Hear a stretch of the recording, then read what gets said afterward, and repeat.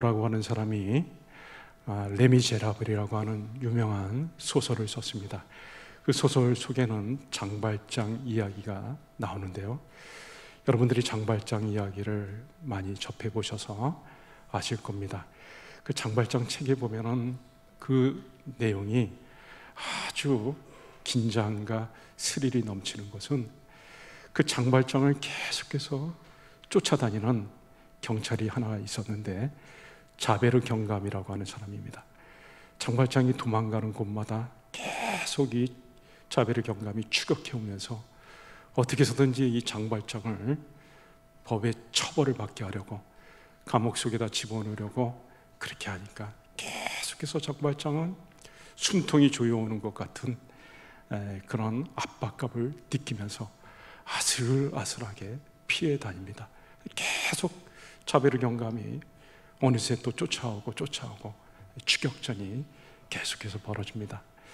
여러분, 우리 인생에 우리가 초청하지도 않았는데도 불구하고 계속해서 찾아오는 불청객이 있습니다. 우리 평생 쫓아다니면서 저와 여러분을 괴롭히는 불청객입니다. 그것은 무엇일까요? 그것은 오늘 본문에 나와 있는 대로 근심이라고 하는 것입니다. 이 근심은 우리에게 온갖 질병을 다 가져다 줍니다. 그리고 내가 초청하지도 않았는데 어느새 내 옆에 와가지고 자리를 잡으면서 나를 힘들게 하고 괴롭히고 있습니다. 이 근심이라고 하는 것은 일평생 우리를 쫓아다니면서 우리에게 고통을 주는 것이죠. 자, 그러면 우리가 이 근심이라고 하는 불청객을 어떻게 쫓아내버릴 수가 있는가? 어떻게 떨쳐버릴 수가 있는가? 그것은 우리 예수님께서 너무나 분명하고 쉬운 답을 주셨습니다. 바로 1절에 나와 있는데요. 너희는 마음에 근심하지 말라. 그러고서 하나님을 믿으니 또 나를 믿어라. 하나님을 믿고 예수님을 믿는 것이 바로 근심으로부터 벗어나는 것이다 라고 말씀하고 있습니다. 하나님은, 예수님은 저와 여러분의 사정을 너무나 잘 아십니다. 오늘 예수님께서 제자들에게 너희는 마음에 근심하지 말라 말씀하신 이유는 제자들의 지금 처지와 형편을 너무나 잘 알고 있었기 때문에 그렇습니다. 예수님께서 제자들을 떠나가시겠다고 말씀하시고 내가 이제 십자가를 진다.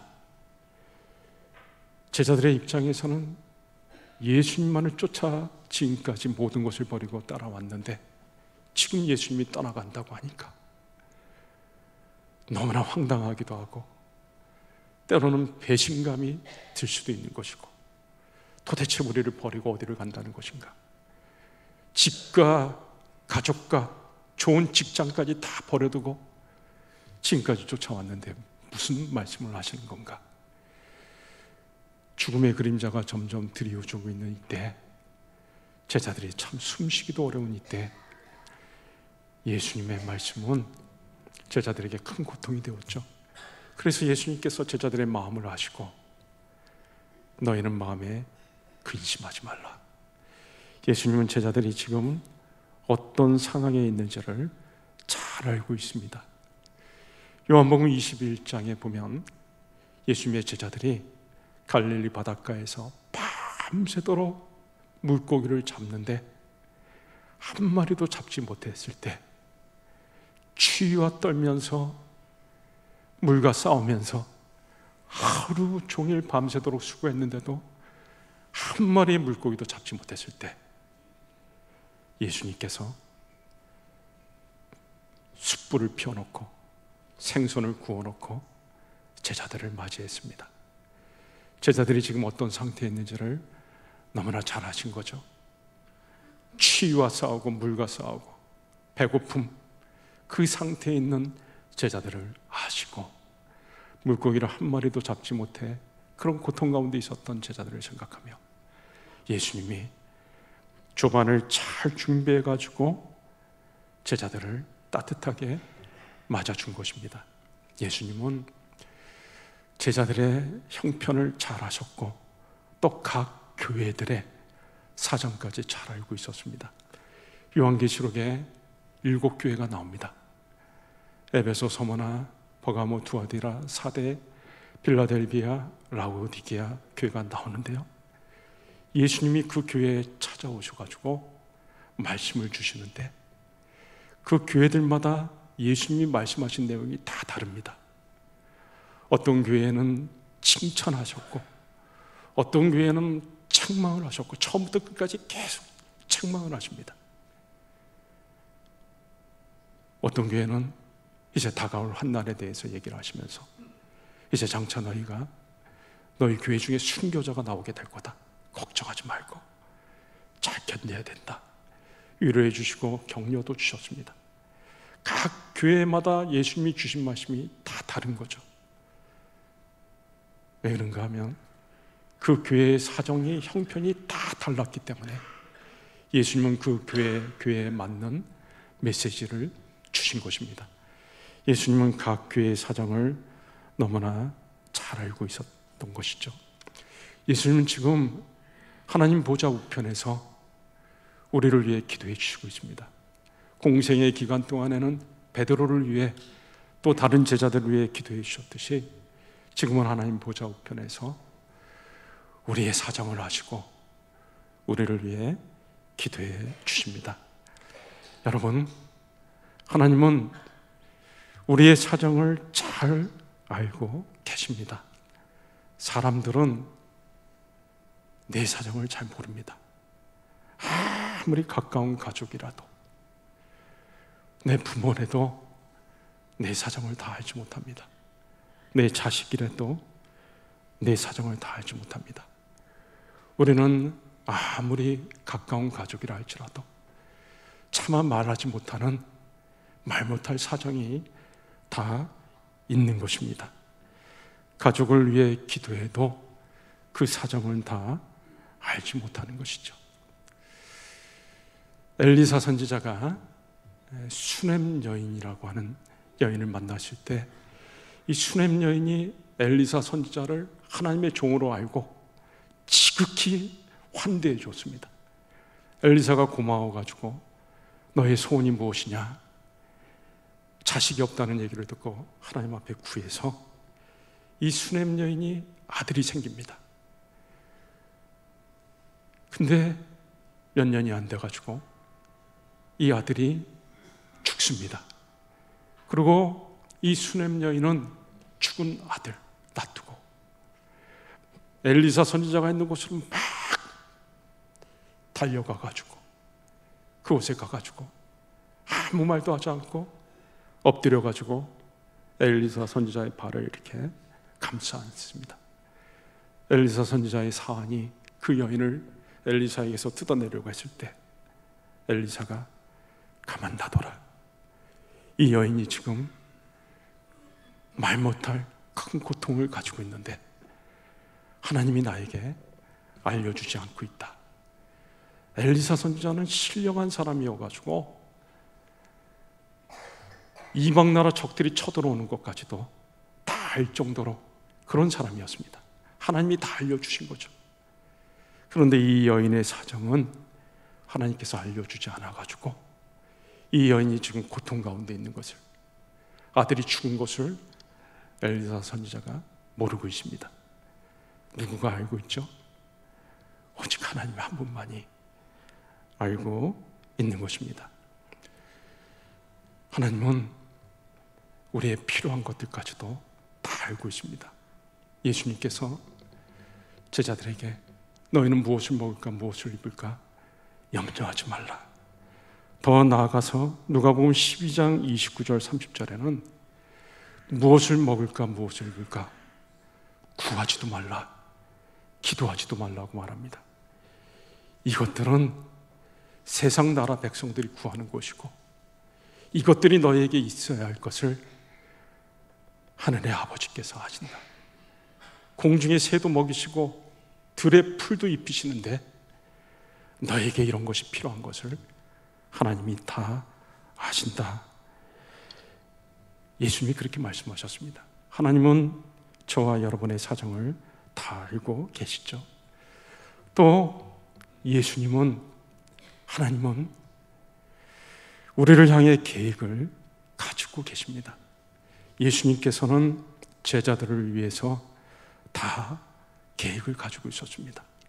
오늘 본문 말씀을 보면 제자들이 이제 목숨을 잃는 상황이 올 것을 알고 예수님께서 내가 너희를 위하여 거처를 마련하러 간다. 너희가 죽더라도 영원히 살 수 있는 거처를 마련하러 간다.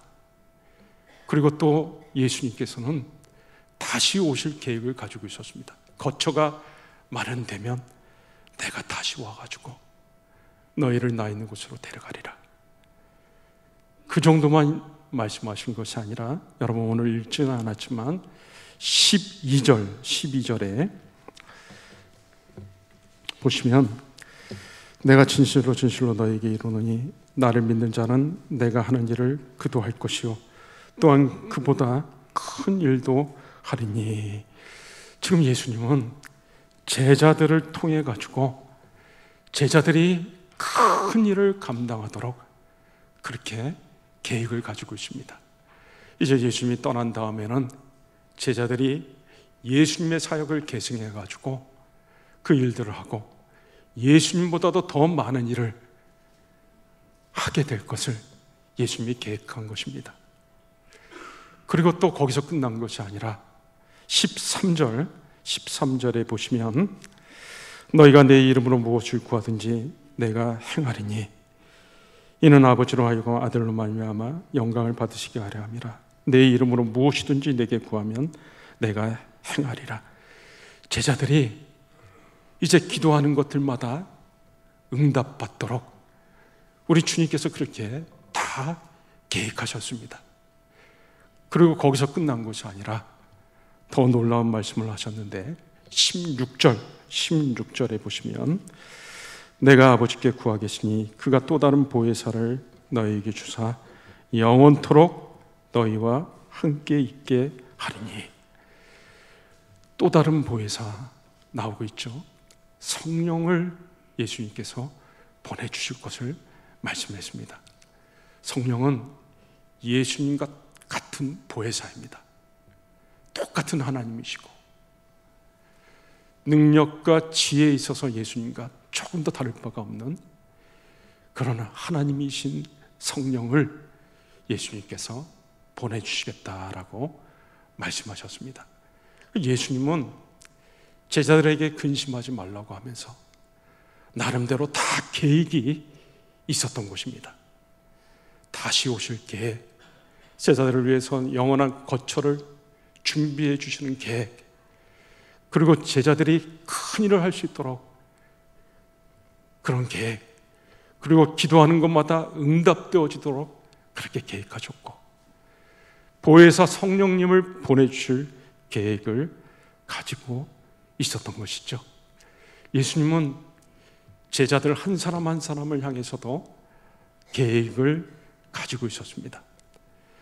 베드로가 이제 예수님을 부인할 것으로 하셨지만 예수님은 베드로에게 찾아가 가지고 내 양을 치라, 내 양을 먹이라, 내 양을 치라 말씀하시면서 베드로를 교회의 위대한 지도자로 삼아가지고 베드로를 통해서 위대한 복음이 온 세계에 증거되도록 그런 기초를 삼으려고 베드로를 향한 그런 계획을 가지고 있었습니다. 예수님은 베드로가 마지막에 어떻게 죽게 될지도 알고 있었죠. 그래서 베드로야, 네가 지금까지는 네 마음대로 활개치며 돌아다녔지만 마지막에는 사람들이 너를 끌고 가고 원치 않는 곳으로 끌고 가서 네 팔을 벌리게 될 것이다. 이 팔을 벌린다고 하는 것은 베드로가 십자가에 못 박혀 죽게 될 것을 예수님이 미리 말씀한 것입니다. 그러자 베드로가 자기는 십자가에 못 박혀 죽게 되면 다른 제자들은 어떻게 되는가? 물귀신 작전처럼 다른 제자들은 또 어떻게 되는가? 예수님의 품에 누워있는 요한을 가리키면서 예수님, 그럼 저 사람 나랑 거의 같이 예수님을 사랑하는 저 요한은 어떻게 되겠습니까?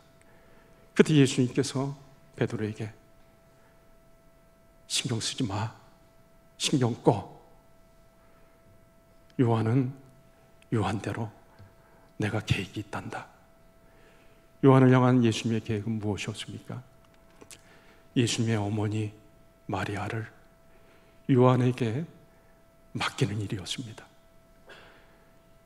자신의 어머니 마리아를 요한이 맡아가지고 봉양하도록 하는 것이 예수님의 계획이었던 것이죠. 그래서 요한은 오래오래 살았습니다. 왜냐하면 예수님의 어머니 마리아가 오래오래 살았기 때문에 그 마리아를 봉양하기 위해서 요한은 오래오래 살면서 사명을 감당해냈던 것입니다. 예수님은 베드로를 향한 계획이 있었고 요한을 향한 계획이 있었던 것이죠. 그리고 그 계획이 하나씩 하나씩 다 이루어졌습니다. 여러분, 하나님은 저와 여러분 한 사람 한 사람을 향해서 다 계획을 가지고 있습니다. 우리의 인생을 어떻게 이끄실지에 대한 계획을 다 가지고 있습니다. 다윗은 청소년 시절에 하나님으로부터 머리에 기름 부음을 받습니다. 어느 날 갑자기 사무엘 선지자가 다윗에 사는 동네에 찾아와가지고 머리에 기름을 부어서 왕으로 세웠습니다. 그러고 나서부터 다윗은 계속해서 고생이 시작됐습니다. 사울 왕이 다윗을 죽이려고 했기 때문에 계속 도망다니는 신세가 되었습니다. 오늘은 이 광야, 내일은 저 광야, 온 이스라엘 광야를 헤매면서 다니고 나중에는 도망갈 곳이 없어가지고 가장 적성 국가였던 블레셋까지 그곳에 가서 도망치고 그곳에서 미치광이 흉내를 내고 수염에다 침을 질질 흘리면서 미치광이 흉내를 내가지고 겨우 목숨을 연명하고 그렇게 됐습니다. 다윗이 왜 이렇게 많은 고난을 당해야 했을까요? 그것은 하나님께서 다윗을 향해 계획이 있었기 때문에 그런 것입니다. 다윗을 이스라엘의 훌륭한 왕으로 세워서 하나님의 나라를 굳건히 세우기 위해서 하나님께서 다윗을 그렇게 연단시키셨던 거죠. 다윗은 나중에 이것을 깨닫게 됩니다. 야, 내가 돌아보니까 하나님이 나를 향해서 계획을 가지고 있었구나. 나를 향해 생각을 가지고 있었구나. 그래서 시편 139편에 여호와여 주의 생각이 내게 어찌 그리 보배로운지요 그 수가 모래보다 많도소이다. 자기가 돌아온 날들을 돌아보니까 이것은 하나님의 돌보심, 하나님의 계획, 하나님의 생각이 아니었으면 자기가 이러한 삶을 살 수가 없었다는 겁니다. 어느 날 어린 시절에 갑자기 선지자가 찾아오지를 않나. 그리고 수많은 전쟁을 치를 때마다 하나님이 은혜를 베푸셔가지고 다윗을 돌보시고 연전연승할 수 있도록 이끌어주시고, 그래서 그 모든 것들을 돌아보니까 하나님이 나를 끔찍이 생각하시고 나를 돌보셨다라는 그것을 깨닫게 되고 나서 하나님 앞에 감사했던 것이죠. 여러분, 하나님은 저와 여러분을 향해서 다 계획을 가지고 있습니다. 우리가 이 땅에 태어나면서부터 이 땅의 삶을 마칠 때까지 계획을 가지고 있고, 그리고 우리의 삶이 맞춰지는 인생에 있어서 가장 크고 무섭고 두려운 일이라고 할 수 있는 죽음에 대해서도 하나님은 다 계획을 가지고 있습니다. 죽음 이후에 대해서도 하나님은 계획을 가지고 있습니다. 그래서 하늘나라의 아름다운 처소를 준비해 놓으시고 사랑하는 자녀, 우리들 한 사람 한 사람을 기다리고 있습니다. 찬송가 608장에 후일에 생명 그칠 때 가사에 보면 후일에 장막 같은 몸 무너질 때는 모르나 정령이 내가 알기는 주 예비하신 집 있네.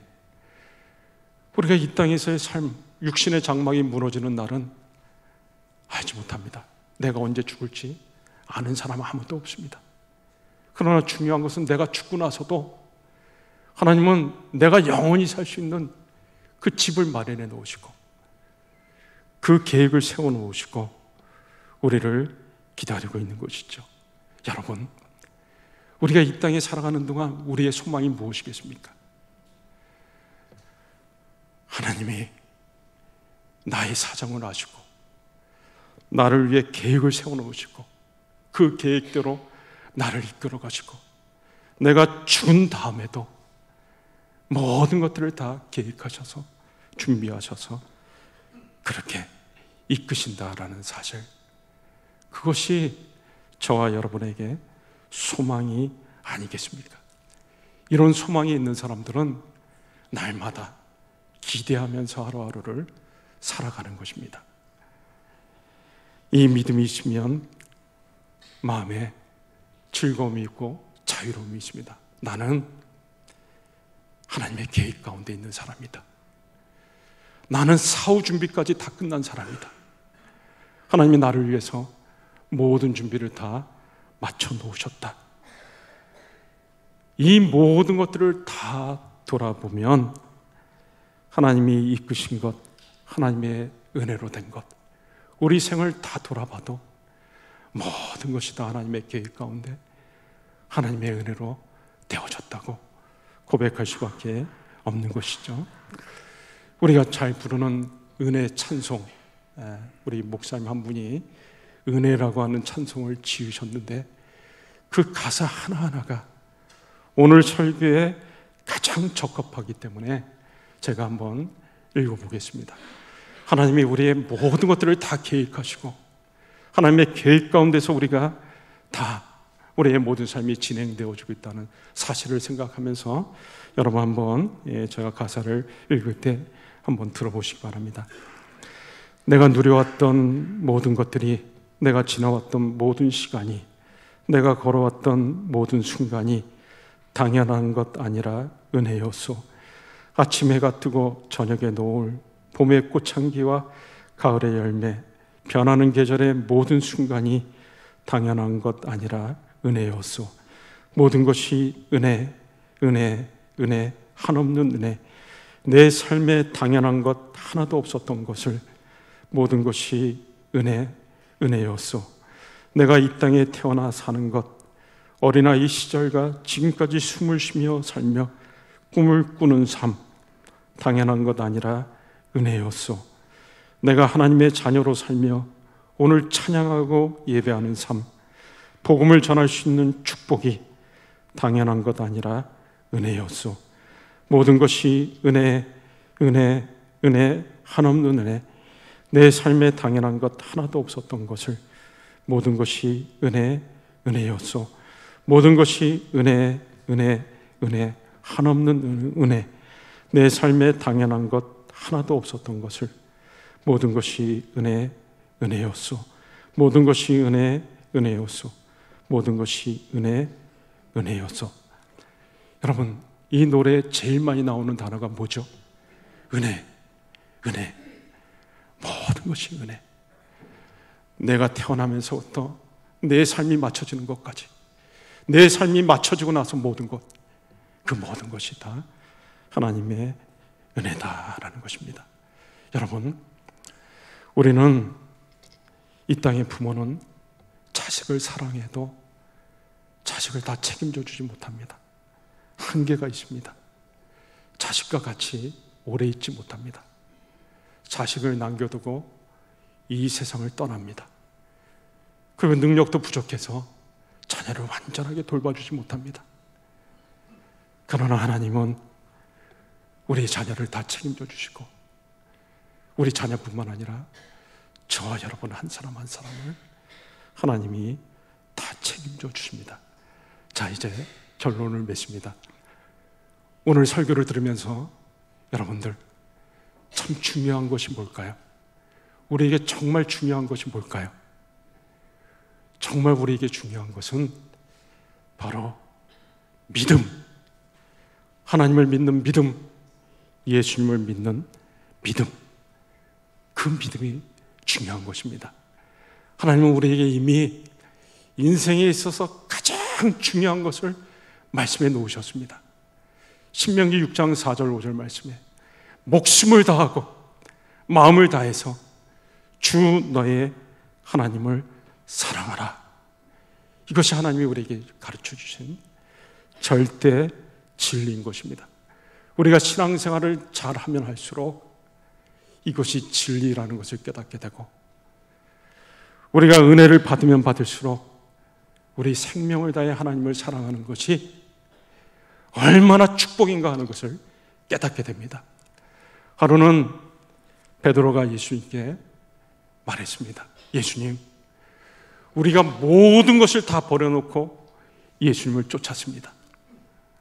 예수님의 제자들 중에는 집도, 가정도, 좋은 직장도 다 버리고 예수님을 쫓은 사람들이 많이 있었습니다. 그때 예수님이 대답하시면서 무릇 나를 위해, 복음을 위해, 하나님의 나라를 위해 목숨을 버리고 집을 버리고 형제나 자매나 가족까지 버린 자는 내세에 있어 영생을 받지 못할 자가 없고 현세에 있어서도 100배의 축복을 받는다라고 말씀하셨습니다. 여러분, 우리가 하나님을 목숨을 다해 사랑하면 누가 유익인가요? 하나님이 유익인가요? 우리가 유익인가요? 여러분, 만약에 여러분이 저축도 하고 주식 투자도 하는데 뭘 보고 합니까? 얼마나 이익이 떨어지냐? 주식을 했을 때 얼마나 가치가 있느냐? 그런데요, 우리가 투자하는 주식이 100배의 이익을 우리에게 준다고 하면 여러분 어떻게 하겠습니까? 가만히 있겠습니까? 100배의 이익을, 배당을 받는다 그러면 투자하지 않겠습니까? 예수님께서 주와 복음을 위해, 하나님의 나라를 위해 자기 목숨을 버리고 모든 것을 다해 섬기는 자는 100배의 축복을 이 땅에서도 받는다고 말씀하셨습니다. 우리에게 필요한 것은 다른 것이 아니라 하나님을, 예수님을 제대로 믿는 믿음이 필요한 것입니다. 지식적으로 아는 것과 체험적으로, 경험적으로 아는 것은 천지차이입니다. 우리가 하나님을 목숨을 다해서 사랑하라는 것을 신명기 6장 4절 5절 말씀을 통해 지식적으로 알았습니다. 그러나 이것이 정말 절대 진리라는 것을 내 삶으로, 체험으로, 경험으로 깨닫는 것은 완전히 얘기가 다르고 천지차이인 것입니다. 우리 인생이 너무나 어리석고 연약해가지고요, 우리 하나님이 이렇게 절대 진리를 가르쳐 주셨는데도 이걸 믿지를 못해요. 그래서 목숨을 다해 하나님을 사랑하지 않습니다. 자기 방식대로, 자기 열심대로 열심히 살다가 계속 실패하고 넘어지고, 그러고 나서 한참 있다가 깨닫게 되는 거죠. 그런데 그때는 이미 늦었습니다. 살 날이 얼마 남지 않았어요. 심지어는 평생 죽을 때까지 이것을 깨닫지 못하다가 삶을 마치는 사람도 있는 것입니다. 자, 여러분, 우리에게 필요한 것은 뭐라고요? 믿음. 하나님, 예수님을 제대로 믿는 믿음. 그리고 우리가 이 믿음이 있을 때 우리는 근심의 바다에 빠지지 않고 우리가 주 안에서 참된 자유와 기쁨을 누리게 될 것입니다. 이러한 은혜가 저와 여러분의 삶 속에 가득하시기를 주의 이름으로 축원합니다. 이 시간에 우리 같이 말씀 붙잡고 한 1, 2분 정도만 같이 간절히 기도할 때, 하나님, 우리를 너무나 사랑하시고 우리의 사정을 아시고 우리의 계획을 아시고 우리를 책임져 주시는 하나님, 이 땅에 살아가는 동안 오직 믿음으로 살며 주님이 주시는 참 기쁨과 자유를 누리며 사는 저희들이 되게 하여 주시옵소서. 우리 같이 기도하시겠습니다.